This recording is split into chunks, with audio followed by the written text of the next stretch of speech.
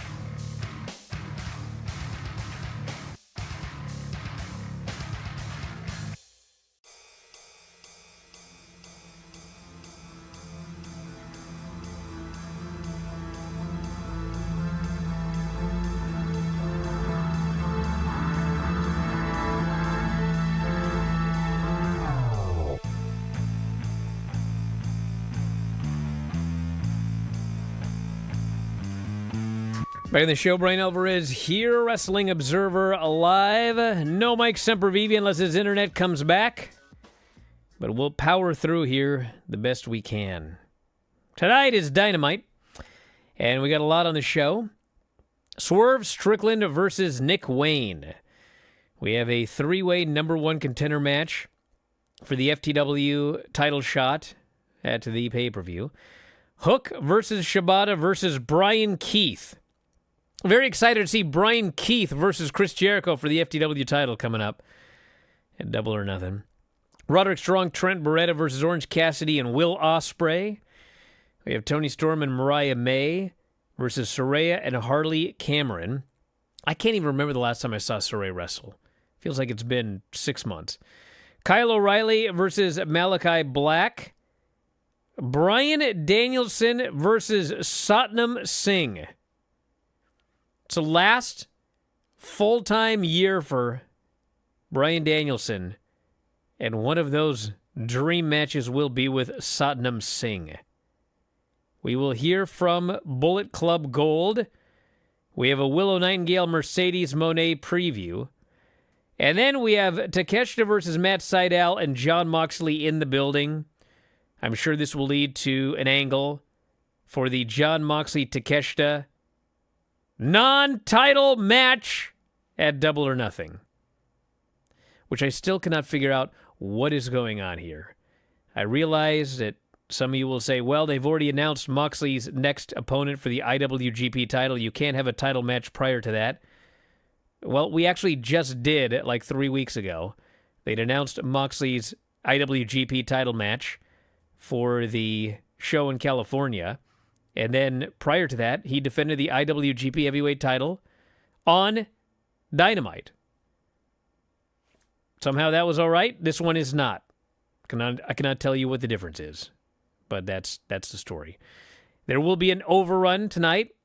Tony has noted, so set your DVRs accordingly, or if you have YouTube TV, I don't know what to tell you. Pray or something, or watch it live, or watch it tomorrow. Those are your options. And so that is the lineup for tonight. The current lineup for Double or Nothing on Saturday, we have Swerve Strickland versus Christian Cage for the AEW World title. Toni Storm defends the women's title against Serena Deeb. Willow Nightingale versus Mercedes Moné. Adam Copeland versus Malachi Black barbed wire steel cage match. Roderick Strong versus Will Ospreay. We have Anarchy in the Arena. The Elite with the Young Bucks, Okada, and Jack Perry versus Team AEW, FTR, Bryan Danielson, and Darby Allin. I think Darby Allin. We'll find out more tonight, but I think there was a reason they did that Daniel Garcia run-in on Saturday's Collision after Darby was underneath the ring in Everett, and he got a bar banged into the top of his head during a superplex spot, and came out from under the ring and said, I may have a concussion, I need to go to the hospital. So I think we'll find out more tonight about that one. I have no update on him. We have Jon Moxley versus Takeshita in a non-title match, and we have Orange Cassidy versus Trent Beretta. They started where they brawled all over the building. The babyface won the first match. Now they will rematch in a straight wrestling match. That's the stip. So that's the lineup thus far for Double or Nothing. Want to wish the best to Brandy Rhodes. Tuesday, she posted on social media. She was recovering from surgery. She was diagnosed with stage 4 endometriosis.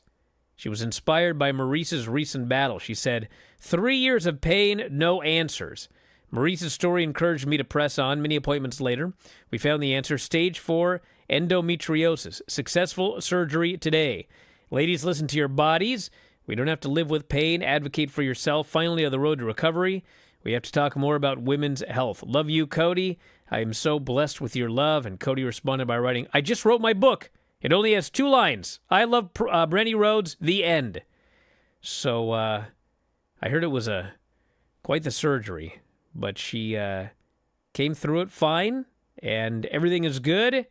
So best wishes to everybody involved there. And yes, I think that's a lesson for everyone, actually, not just women. Always listen to your body. If you've got something weird going on, go get it checked out. So, All In is taking place at Wembley, and they decided to do All Out in Chicago afterwards, just like they did last year. And now they have moved. They've not canceled All Out. They've moved it.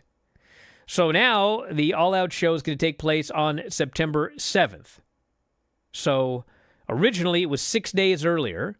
It was a Sunday show.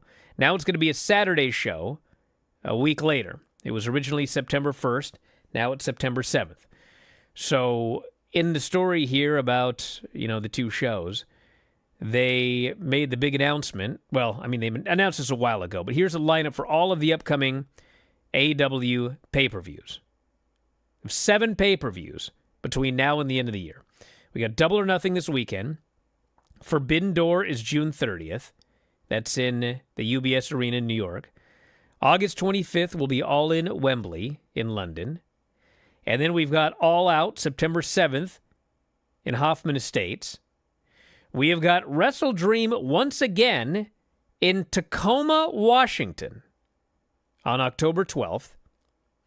We have Full Gear November 23rd, Newark, New Jersey. And we have the World's End show on December 28th in Orlando. Now, I don't want to read too much into this. I don't want people saying I'm doing any reporting, because I'm not. But I will say this. Everybody is expecting Will Ospreay to beat Swerve for the AEW World title at the All In show in Wembley. Well, Wembley is August 25th. And 6 weeks later, they are doing Wrestle Dream in Tacoma, Washington. So, I don't think they're beating Swerve at All In. And he's going to go into Wrestle Dream in his hometown in Tacoma, Washington on a major pay-per-view as a loser and a former AEW champion. So, I don't know what they're going to do, but I think we'll know more maybe this weekend. I think we'll know more around Forbidden Door. But my gut tells me that All In is not going to be Will Ospreay versus Swerve for the AEW title. So, we'll see. We'll see what they end up doing. And who knows? There could be a lot of surprises between now and Wrestle Dream. So we'll see where they end up going with all of that. Also, on AEW All In weekend, August 23rd, it's going to be Chris Jericho, Fozzy, at the O2 Forum, Kentish Town. He's doing a concert. And on that concert, performing with Chris Jericho, will be Swerve Strickland and Flash Garments. They will be special guests at the concert, taking place the Friday before All In. It'll be the first time Strickland and Flash Garments have done a concert together as a rap duo in the United Kingdom. And so if you want to get tickets, they're going on sale here very soon. But Chris Jericho and Swerve both performing together at the O2 Forum, Kentish Town, August 23rd, which is a couple of days before All In. So those tickets are going on sale very soon. So we talked yesterday about, actually, I don't know if we did yesterday. Did we talk about the Collision and Rampage ratings yesterday? Somebody let me know, because I missed the show, except for the last part of the program when I was talking about the Raw report. One person says yes, one person says no. Well, I'll talk about it all after the break. Back in a moment, Observer Live.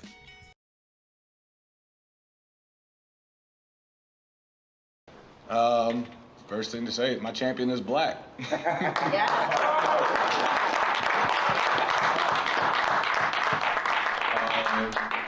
Ton of hard work went into this. Nothing was guaranteed at all. Nothing was handed out to me. I had to do a lot of inner searching to figure out what I needed to change up, what I needed to improve, and have a lot of humility to be honest with myself and say, yeah, you're not great at here, you're not the best in here, and figure it out and just like work at it. No excuses, because like in my culture where I come from, we're not awarded excuses. Excuses get us nowhere or killed. And I'm going to stay alive. I'm going to keep pushing. I have so many things to fight for, so many people to fight for. And that's what drives me every day. I get up early, I stay late, I make the extra drives, and I stay in the weight room. I stay disciplined. I do the things that a lot of other people don't want to do. Get on the plane 2 days earlier than I got to be there, because that's what's required in this. And I want that to be the standard for being a champion. Like we're not rewarded like rest. We got to be restless, because where AEW is and where we're going, like I want the fans to see how hard we're working. I want the people who aren't fans to see how hard we're working to try to join us and be fans and join this company, because this is special. Two back-to-back amazing pay-per-views, Revolution and Dynasty tonight, and I was back-to-back championship matches in both of them. That's never been done in this company as an African-American man. I don't think it's been done in any company, really, this big. Y'all don't quote me on that. Y'all want the sources, go find them, tell me, tell the world, I don't give a damn. But, like, we're doing something special here, and I'm just proud to be the face of the franchise, because this is a dynasty we're building.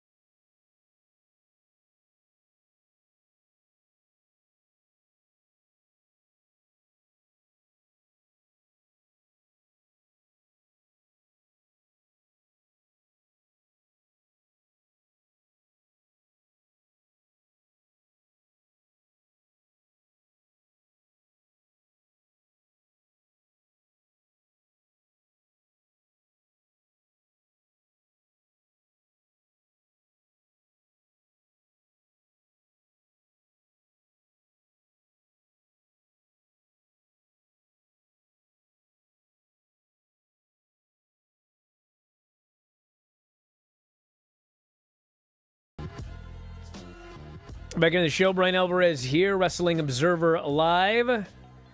So all of the shows this week did a lot better.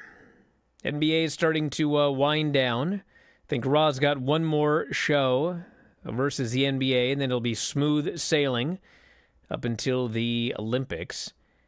And the Collision show did 523,000 viewers, and it was the second largest audience the show has done so far in 2024. 0.15 in 18 to 49. And Rampage ended up doing 391,000 and a 0.13. So good numbers for those two shows. My God, yesterday on the internet, both those numbers. Looks like their show's not as bad as you said. All day long. 1 week is 1 week, okay? Maybe this whole thing's going to turn around. I don't know. But when the show does a really bad number, I say the same thing. It's 1 week. Let's wait and see how things go. Not to mention the quality of the show. The quality of a singular show rarely has anything to do with how the number does for that show. It's always the show before, the show after, what's advertised, etc. So we can all relax. The Raw show was also up 1.74 million at a 0.56 in 18 to 49. Best numbers shows done in 5 weeks. And 9% increase in viewers, 6% 18 to 49. And well up from last year as well. And what's interesting about the the Raw number and the SmackDown number, because I was looking at both. So there were a few spikes on those shows. And you will be stunned to know that the biggest spike by far on SmackDown was Cody and Logan Paul. The thing just goes straight up for them. And it also got a bump at the end of the show for the Randy Orton main event. So I don't think any of that is surprising at all. And then for Raw, the biggest spike on the show, and actually the highest rated quarter on all of Raw, was Io Sky versus Lyra in their tournament match. It did the best number of anything on the show, and everyone's got a million reasons why, but I think one of them was where it was positioned in the show helped, and also people are taking this tournament seriously. And what's funny is if you watched the actual match, like the crowd was into it, they were into big dives and everything, but they weren't into it like a big-time main event, likely because they figured that there was absolutely no chance that Io was losing this match. But they stuck around, and they watched it, and if you watched the live crowd, they went nuts for that finish. When Lyra got the upset victory, clean, I mean, it got a huge pop. People jumped to their feet cheering, and it did a great number on television as well. So I don't want to tie this directly into a lot of what I've been saying about AEW, but I'll just mention that. The fact is, fans do want to see people elevated. They want to see people who are lower beat people who are higher and move up. And that's what happened in that match and in this tournament. And, you build up somebody. A lot of people never watched NXT. Lyra came up from NXT. She got drafted. Probably a lot of people had absolutely no idea who she was. I mean, to the point where even the announcers, they don't even know the name of her finish. They're like, she's going for her finish. Well, she won 3 straight matches in the King of the Ring. And then there she is going up against Io Sky in a semifinal match. And the people watched it. They wanted to see who was going to win. And they got an upset win. And my guess is that, the 2 tournament matches on Friday on SmackDown are probably going to do very well as well. And it'll be interesting to see how the pay-per-view does, because that's the finals of the tournament. People are into this tournament. And I think one of the reasons they are is because it's been maybe the best King of the Ring tournament they've ever run. I think people mentioned there was a 2003 King of the Ring tournament that was pretty good. But I mean, most of the time, the King of the Ring was just it was nothing. When they ran it on pay-per-view, it's a bunch of short matches. Nothing happened in matches. And then we had Mabel, guys like that winning. And then later they would do it just as something to do. But this has been they've booked this as a very, very serious tournament. Literally the name of the pay-per-view with the finals is King and Queen of the Ring. So it's paid off. People want to see wrestling. They like tournaments. They like winners and losers. And they like people being elevated. None of this has ever changed from the first days of wrestling. So that's the update on the numbers. It was a very impressive number. Julia's injured. If you listen to the Filthy Tom show, there was a Marigold debut. That is the new women's promotion in Japan. And she was in the main event. Tom watched the main event, reviewed it Tuesday, thought it was great. Especially Bojira, her and Sarai beat Utami, Hayashishita, and Julia. And in that match, Julia injured her right wrist. It's fractured. And so she will not be on the Hanakamura show on the 23rd. And she won't be back for a while. Now, I don't think this is going to affect anything involving WWE because she wasn't scheduled to debut with WWE until much later this year. And there's also the issue that, in order to debut with WWE, she's got to move to this country. And there's a lot that goes into moving to this country. Not just the, finding a place to live, settling, that sort of thing, moving all your stuff, but visa issues, et cetera, et cetera. And I believe that she's also bringing her mother and her boyfriend. And it's one thing when you're moving to another country for a job, You know, you're getting a visa because you're going to go work for WWE, but it's going to be different for the mother and the boyfriend. It's going to be harder for them to get the visa. So it could be a while until she's ready to go, and we'll see. I don't think she's debuting at Heatwave one way or the other. I think she could be there at Heatwave, but I don't think she's making her debut until probably this fall, would be my guess.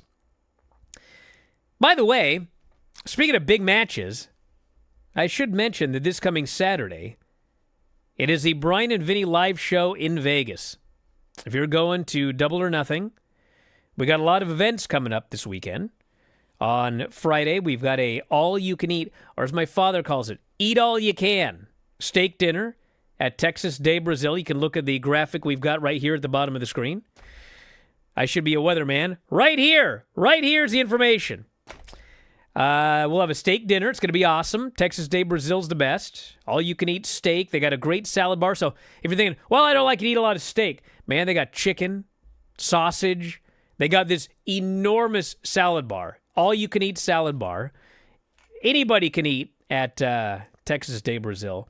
And a fun fact for those of you that care about this sort of thing, almost everything at Texas de Brazil, Fogo de Chao, all of these Brazilian steakhouses, gluten-free. That's right. Even that cheesy bread, you know those little cheesy breads that are so delicious? Gluten-free, because they're not bread. But anyway, anybody can go. It's going to be great. And then Saturday, we got the Bryan and Vinny live show. So this live show is an exclusive. You can only see it if you go. There will not be audio. There will not be video afterwards. You must attend live. Vinny and I will have a chat with all of our friends who show up at the event. There will be a Q&A aspect at the end. You can ask us anything. And we will have a match for the YWF World Heavyweight Wrestling Championship. Now, granted, it is for the youth and it's for wrestling. We're doing neither, but that doesn't matter. Vinny is a champion. Won the belt in the world-famous Battle of the Empire in 2006 in Buddy Wayne's backyard. Nick Wayne was there watching the match. He was won. Sure, he has vivid memories. That match helped get him into this business. Vinny won the title. Gave me a hip toss into a kiddie pool, which I'm still bitter about to this day. And we will rematch in a best-of-3 falls contest. Fans suggested falls. And you know what I got? I got a wheel. And yesterday, on the Bryan and Vinny show, we spun that wheel for the 3 stipulations. The first fall will be blindfold thumb wrestling best of 3. The winner of that contest takes the first fall. Then we will move to the second fall. The second fall is musical chair. Yeah, there's only 2 of us in 1 chair. Best of 3. If a third fall is necessitated, it will be an Oreo stacking contest. The winner will become the new YWF World Heavyweight Champion. And tomorrow on the Bryan and Vinny show, I'm going to put 10 numbers on this wheel, 1 through 10. I'm going to spin that wheel, and whatever number it lands on, the winner of the title will get to chop John in Memphis that number of times. I'm praying it lands on 10. But we're going to spin the wheel tomorrow, everybody, and we'll figure out how many times old John's going to get chopped. And yes, we are going to have him sign a waiver. God only knows. But you must be there. F4WOnline.com/Vegas. We got a sweet party Saturday night. We got a buffet on Sunday morning. Get your tickets now if you're going to Vegas. F4WOnline.com/Vegas. If you miss out, you're going to regret it. Don't yell at me afterwards. Back in a moment, Observer Live.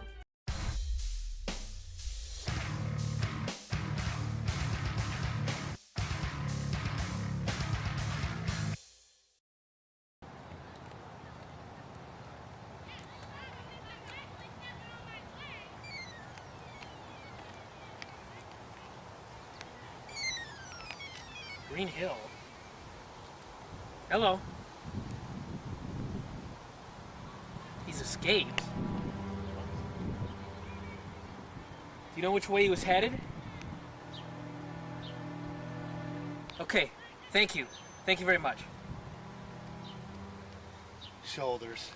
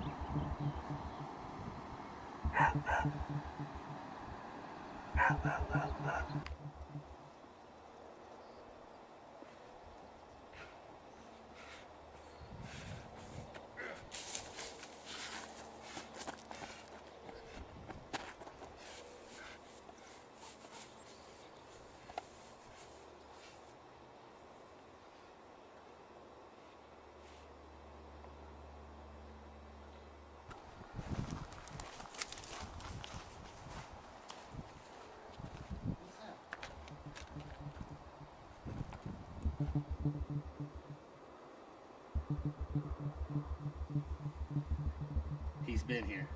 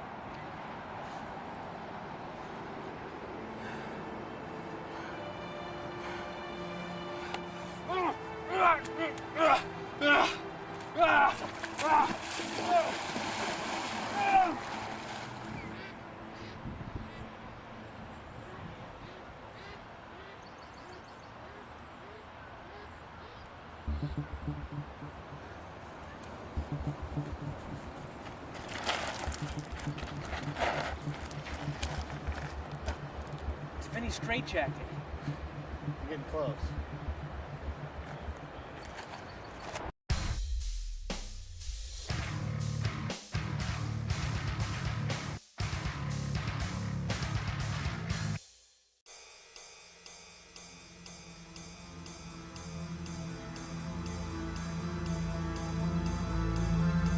Hey, you know what today is? It's Wacky Wednesday. We're going to make it really wacky. We're going to open up the phone lines. 1-800-878-PLAY. That is 1-800-878-PLAY. 1-800-878-7529, if I recall correctly. 1-800-878-PLAY. Get calling, and we'll see what's going on. What's on your mind here today? What are your thoughts on all of this? AEW, WWE, King and Queen of the Ring, pay-per-views, Vegas, whatever. Let me know. And in the meantime, I'm going to talk about some thoughts from NXT last night. Full review with Dave tonight, Wrestling Observer Radio, and the Bryan and Vinny Show tomorrow. But I thought that this was, and this is a low frickin' bar of late, this was the best NXT show in a long, long, long time. I don't think there was one thing on this show where I had to blow my stack. I mean, very quickly, Fallon Henley and Thea Hale qualify for the Women's North American title. I mean, as much as I hate this whole thing that they're doing with, what's his name? Ridge Holland.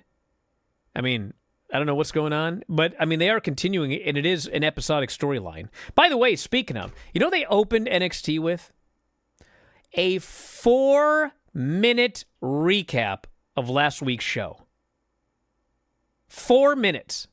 They spent 4 minutes bringing you up to speed if you missed last week's show, or if you saw it and you didn't just remember everything off the top of your head.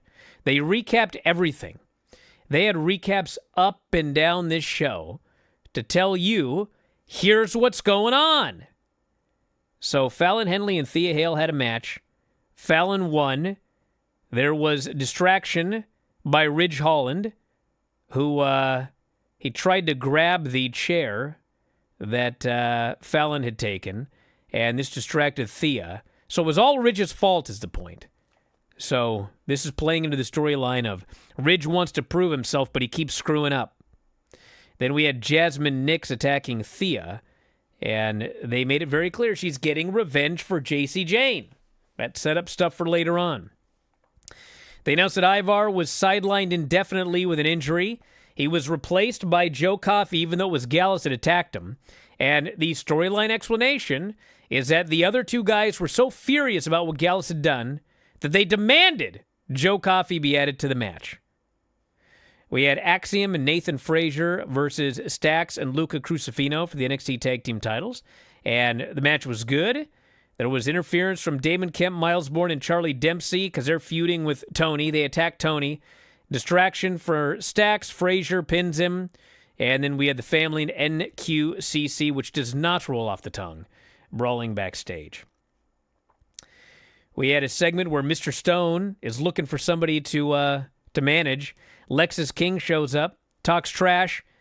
Ava says, well, you know, Mr. Stone, get somebody they can face Lexus later on tonight. Mr. Stone wants to do it, but she won't let him.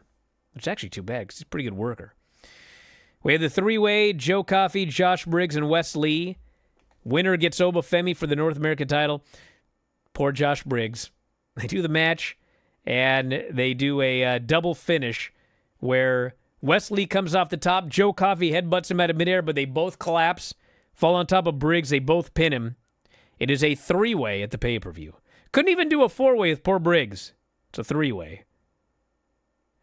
We had a bunch of talking segments and such. We had another tournament match. Brinley Reese versus Jada Parker. The winner gets in the ladder match of the pay-per-view. Jada Parker won clean, but Edris and Molly came out to watch, and just like watching from a mile away, all of a sudden, Parker hits her with her hip attack and pins her. The storyline is that Edris and Malik, in fact, are stricken with bad luck. As stupid as the storyline is, they're consistent with it. And it's like continuing week after week. Lexus King versus the returning Dante Chen. And I don't know what happens like down there because we only see what's on TV, but these fans were so into Dante Chen. Like the moment they hit his music, they knew who it was. They went crazy for the guy the entire match. I haven't seen Dante Chen. I can't even remember. It feels like it's been years. And he shows up. They go back and forth. And Dante Chen pins him with a small package. The place absolutely explodes. And so Dante Chen is Robert Stone's new guy. And they're pushing him right out of the gate. Big upset on TV. Fans loved it. Trick came out and did a promo. And Miss Jackson, Oro, and Lash came out. And they're once again asking Lash, how do you know that Trick didn't beat up Noam Dar? She won't answer. And then Gallus' music hits. Javon tries to make the save. Gallus kills Javon and Trick. Shawn Michaels loves him some Gallus, and I don't get it, but he sure does. And then the main event was Natty and Carmen versus Shayna and Lola Vice. And the story is that Shayna kept telling Lola, no dancing, no shaking your derriere. Well, all Lola does throughout the match is dance and shake her derriere. She ends up getting pinned with a heart attack. Shayna's furious, but she still helps her up.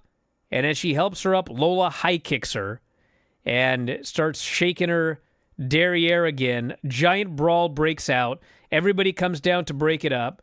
And Ava signs them to a match at Battleground.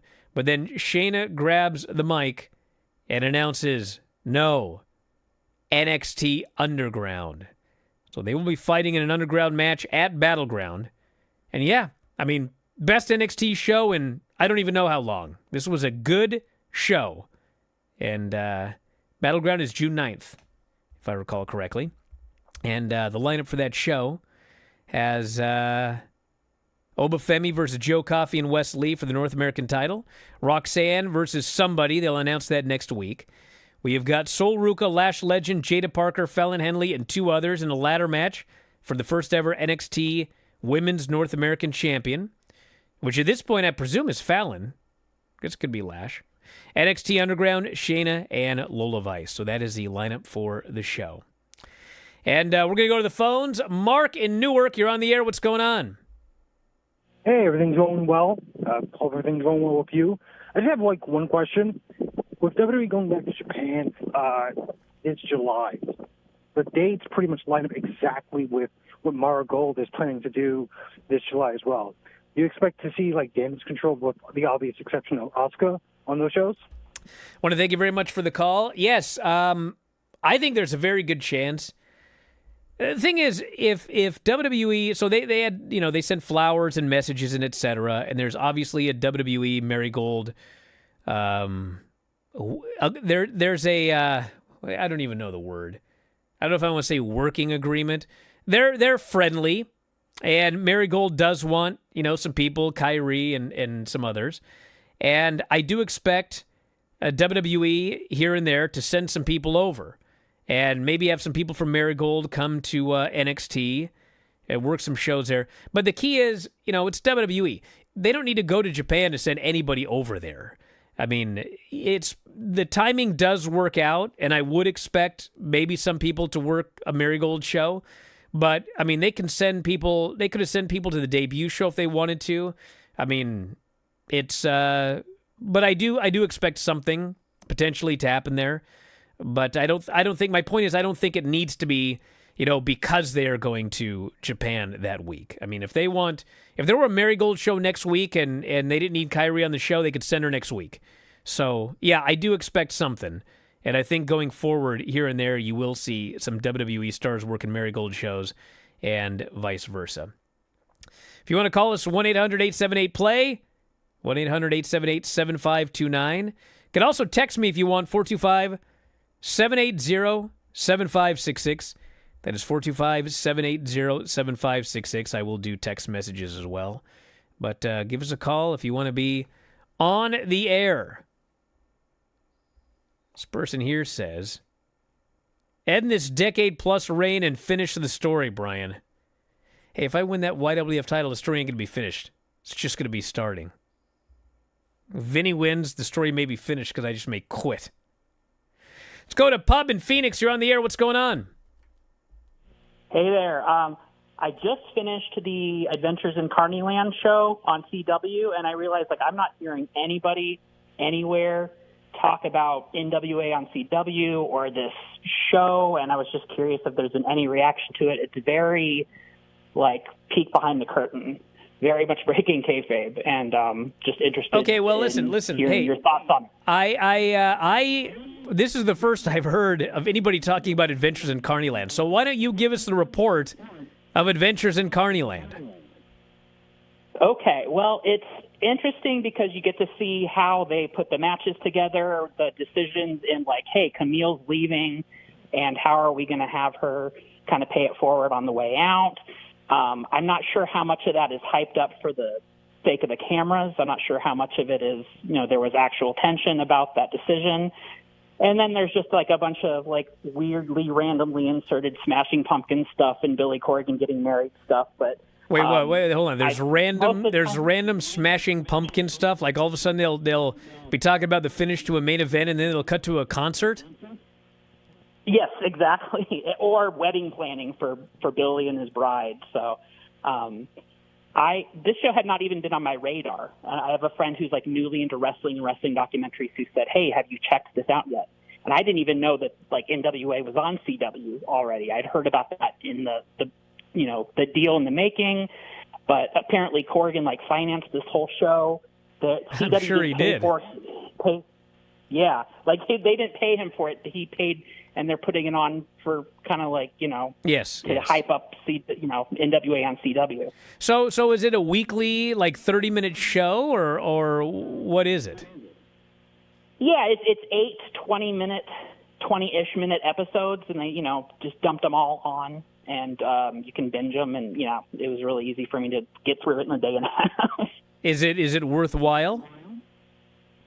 It is, because even though it's kind of weird to see this, musician that you've known for his work for many decades in a completely new context. I mean, I know he's involved. You know, I've seen him involved since like the Impact TNA days, but like this is a real big glimpse into like his decision making and like the people he's working with, like, you know, Tom Pritchard's there and people like that. It's just odd because it's you know, it's a reality show format. It's not a straight like documentary. It's definitely, you know, very segment produced and voiceover, and it you know, feels a little artificial at times, but and again, the wedding stuff and the Smashing Pumpkin stuff, I'm sure interesting for like Billy Corgan fans, but like not necessarily relevant to like the big picture as far as the pro wrestling. But I think I understand that he had put that stuff in there to make it more appealing for CW to air. So what day and time does the show air? I don't think it's airing. I think you just have to find it on the app and watch it. Okay, like so so it's available on the app. You can just go up and watch it on demand. Yeah, which it's a bit of a tricky app. So right. Have fun with that. I know your YouTube TV struggles. So yes, I have many. Yes. All right. Well, listen, I want to thank you very much for the call and the update, and you guys can check it out. Maybe I'll have to check out one of the adventures in Carneyland, so I can check out. I've been really interested in William Corgan's wedding, so I'll have to make sure I check that out.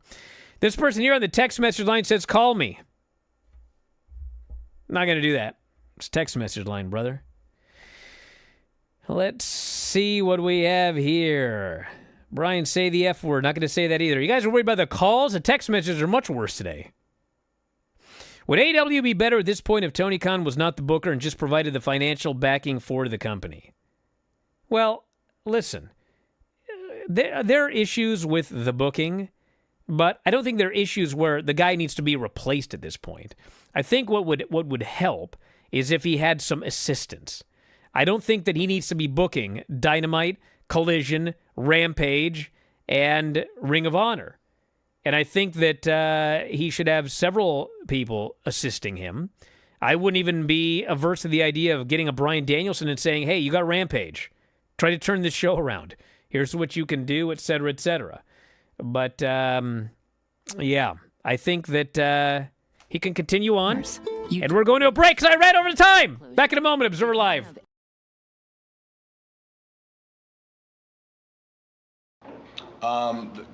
Friends of mine, seeing like friends like my friend Kofi, like that's the last 5 years was like probably one of the most biggest inspirational things you've ever seen, not just in Black history, but just wrestling history, period. And it's like, that's motivating, that's inspiring, and that makes me want to, like, I want to do that for the next generation, you know?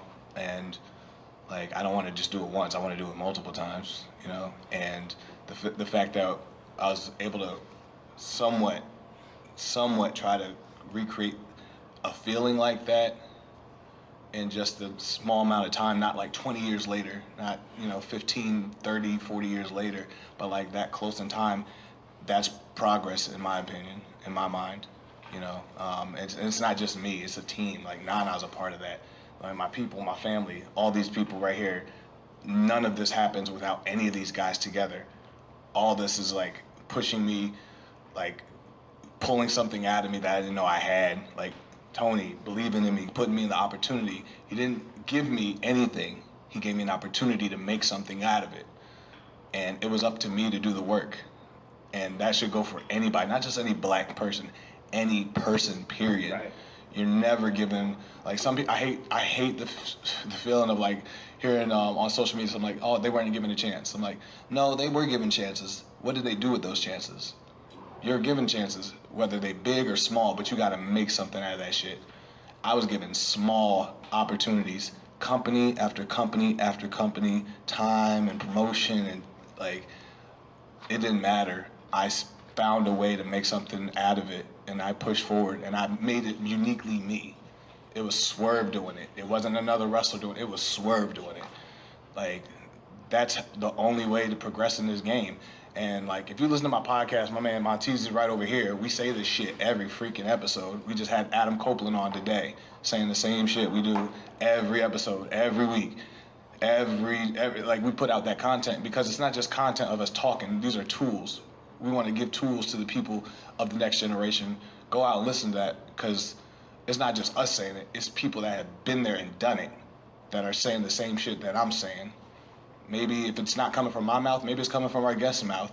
Maybe that's going to change someone else's life. Maybe that's going to get them to get up and be inspired to move forward and do something that they were missing. Something as small as they were missing a little nugget, and they go and listen to these people that have done it, been successful in all acts of just entertainment, all acts of the world. They can go out there and find something. Back in the show, Bryan Alvarez here, Wrestling Observer Live. No Mike Sempervive here. Man, our old friend Lenny, he's determined to be wrong every day. Says the only way Anarchy in the Arena closes the show is if and only if Hanger comes back as a heel. Anarchy in the Arena is going to close the show no matter what, dude. It's Anarchy in the Arena. That's the main event of the show. It is not going to be Swerve and Christian. Main event of the show is Anarchy in the Arena. You want to follow that? It's going to be madness. Absolute madness, as it always is. And hopefully Bryan Danielson doesn't get hurt. Because the last time they did Anarchy in the Arena, and he noted this, and it was true, it nearly ended his career. Got a severe concussion, and was a long time before he was able to return. So, yeah. We'll see how it goes. But anyway, we're going to wrap it up for today. Lance is not going to be on today. We're going to reschedule him. He's still having, issues with his nose, which he's trying to figure out. Wishing him all the best. And I'm going to help my wife with something in the meantime. So it all worked out as it all worked out. And I will be back later on tonight with Dave, Wrestling Observer Radio. And that show has no commercials, so I can't run over them. And then tomorrow we'll be back here with more, and then I'm out of here. Friday, I head to Vegas. Sempervive holding down the fort this weekend, at least on Friday. Saturday and Sunday with Jim and Andrew Zarian. Monday, no show. Enjoy the holiday. But until then, we got a lot to get into, so check it out. Sign up to WrestlingObserver.com for more. Video.f4wonline.com. And that's it, everybody. We'll talk to you next time. Wrestling Observer Live.